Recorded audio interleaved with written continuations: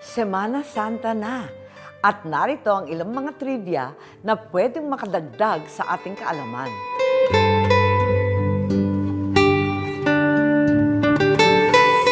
Alam niyo ba na paiba-iba ang petsa ng mahal na araw kada taon dahil lunar calendar ang ginagamit ng simbahan. Ang lunar calendar ay nakabase sa pag-ikot ng buwan sa mundo. Alam ba ninyo kung bakit tinatawag na Holy Week? Kasi ginugunita natin sa loob ng isang linggo ang pagligtas sa atin ni Jesus sa ating mga kasalanan.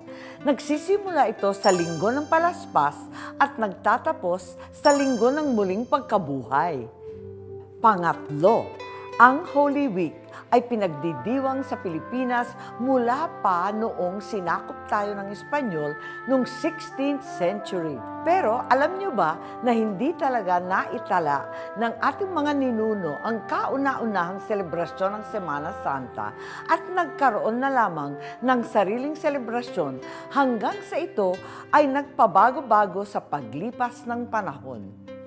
Pang-apat, tuwing Huwebes Santo, ang mga Katolikong deboto ay sumasali sa Last Supper Mass na kung saan ang pare hinuhugasan ang paa ng mga disipulos. Ito ang pagpapaalala sa atin ng pagpapakumbaba.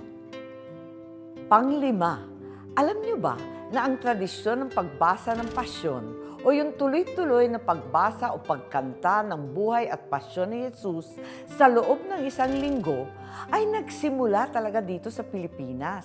Ang sabi, una itong naitala noong 1704 ni Gaspar Aquino de Belen, isang Pilipinong Makata. Pang-anim, ang ibang lugar dito sa Pilipinas, tuwing Biyernes Santo, tinatakpan daw ang lahat ng salamin sa bahay para maiwasan ang pagpasok ng masasamang espiritu.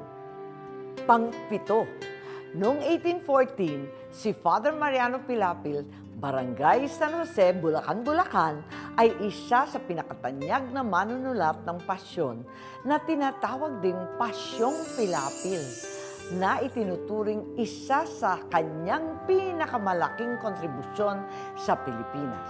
Pang-walo, tinatakpan naman ang mga imahe ng simbahan sa huling linggo bago ang mahal na araw dahil ito ang hudyat ng pagsisimula ng Passion Tide.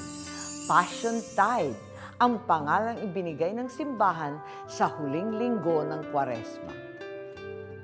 At sa huli, siyempre, ang mga kababaihan pa rin ang tinatawag na kapitana o yung namumuno sa pag-aayos o pag-organisa sa prosesyon ng mahal na araw, ang kababaihan.